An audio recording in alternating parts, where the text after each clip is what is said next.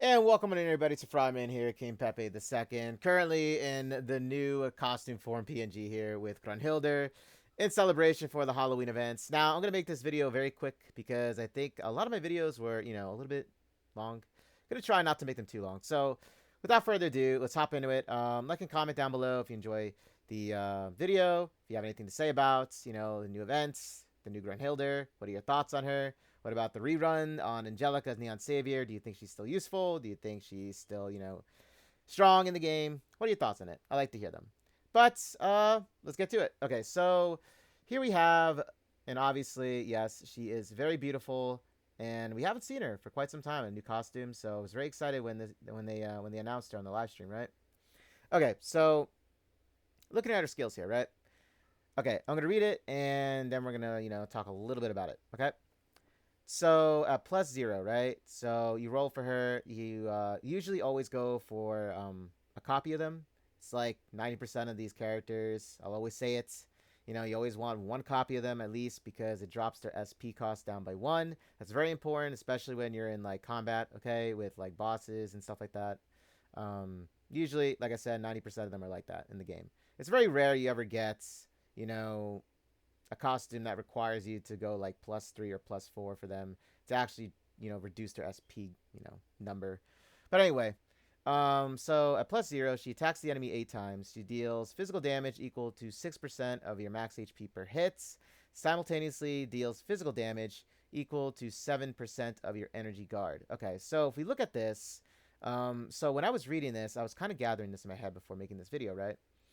I believe that you actually have to activate her skill after you activate. Now, this is if you have, the Grunhilder Idol costume, because that's the one that she uses to have an energy guard.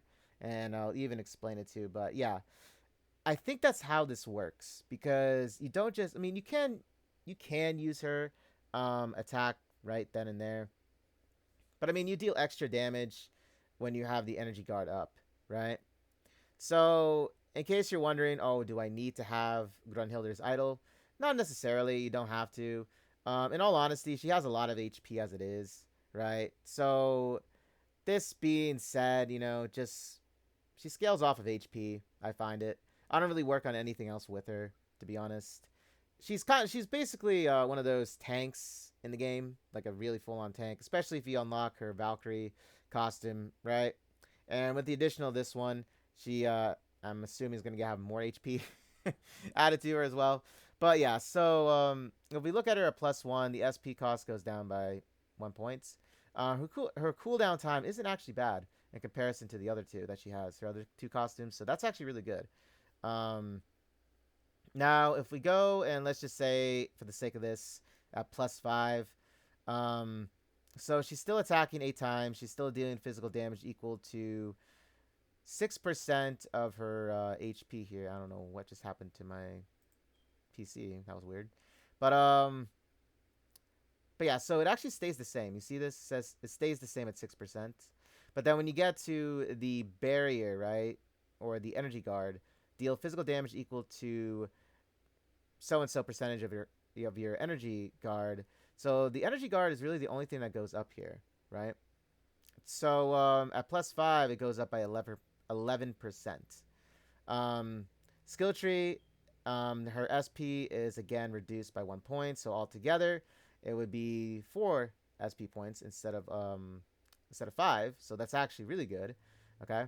Her max HP damage goes up by an extra 2%, and her energy guard damage goes up by an additional 1%. So all in all, together, if you fully maxed her out, you're looking at attack the enemy 8 times, dealing physical damage equal to 8% of your max HP per hit, and then simultaneously deals physical damage equal to, what is it, a 12% of your energy guard then, right? Now, where is she going to shine the most when it comes to, like, investment? Um, Honestly, since technically she's not a full-on fighter in this case, right? Like she's not a because there's a lot of other DPS units you can use, right? She's more of the tank type. You're safe at +1. In all honesty, you're safe at +1. If you want the additional SP cost to drop down by 1 more point, just level up her skill tree like one time and you'll get it. I don't really see too much investment with these. You can get away with not leveling them up if you choose to.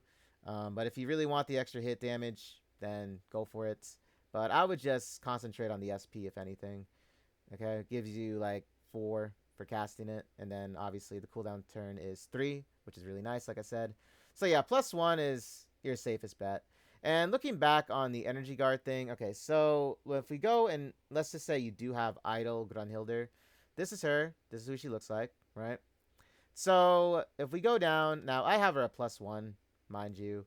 A lot of people use her in PvP matches. She's excellent for that. She does taunt, right? And she has a lot of health, and she can take on a lot of damage, okay?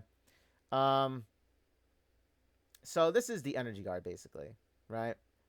So that's why I said if you do have idle Grunhilder, you would cast this skill first, and then you would cast the new Boo Ghost Granhildr skill next, and you'll get the extra damage because you have the energy guard activated.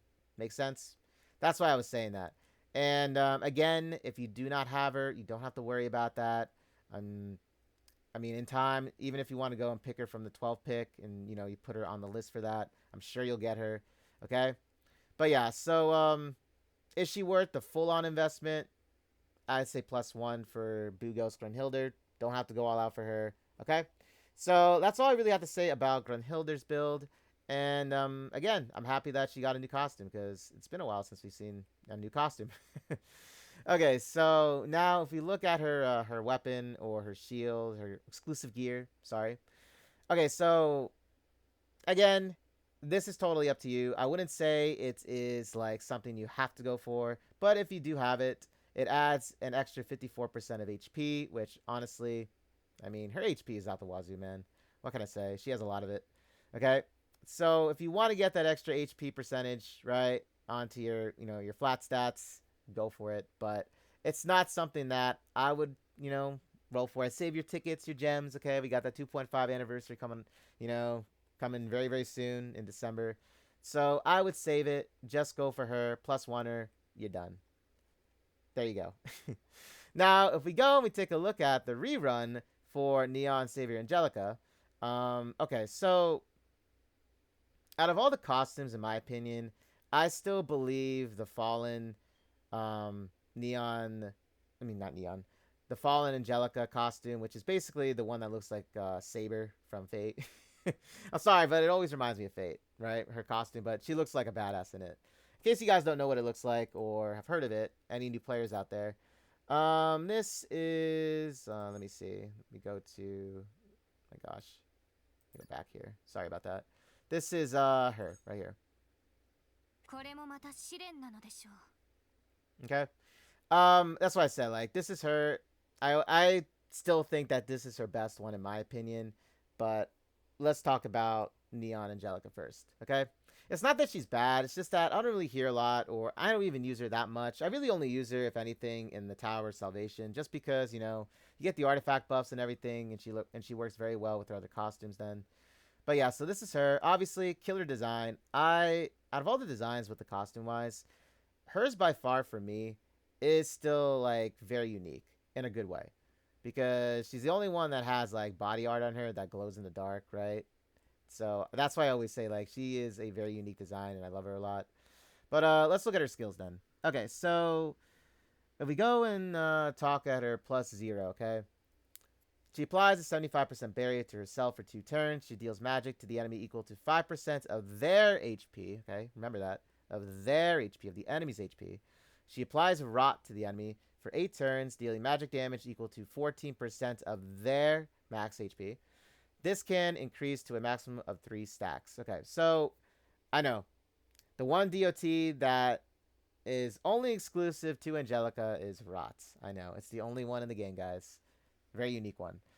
Okay, so obviously you see this SP costing 6. Yes, that's a bit of a problem. Not to mention her cooldown time is like 5 turns. That's a lot. Okay. Um, and then this is what I mean. The rare occasion that you ever get a costume that you have to like +3 or +4 for the SP cost to go down, right? It's this one. So if you really want to reduce this SP cost by 1 point, you're gonna have to plus 3 her. There's no other way of doing it, guys. Okay. Not even her. Well, I mean, technically, you could level up the skill tree. It does reduce the SP cost, so it goes down to a total of what? 3. That is only if you plus 3 her. But if you don't do that and you stay at a +0 or +2, for example, +1, whatever, it'll go down to 4 SP, right? But the thing is, we really don't, I mean, I don't at least use her all that much in, like, PvE fights. Very, very rare, even in, like, boss fights, right? Against Dark Elementals. That's why I said her Fallen one, in my opinion, is the best one out of them all. Okay? Because that one actually still does a lot of damage, along with her Bikini one. Okay, those two do a lot, but I do love the Fallen because I don't know. To me, it does way more damage. Maybe it's because of the gear stats I have in her. Maybe that's why. I don't know, but I still say that one is better than this one. Um, but anyway, though, but yeah. So if you want to invest in her, I would say +3 her, and then absolutely reduce this SP cost, okay, by another 2 points. And then if you the additional SP cost for is plus 12% max HP based DOT damage, okay? So you get more of it. Right? You get more of it. And even if we take a look at her right here, which I have her open, right? Might as well just look at her. So if we look at her,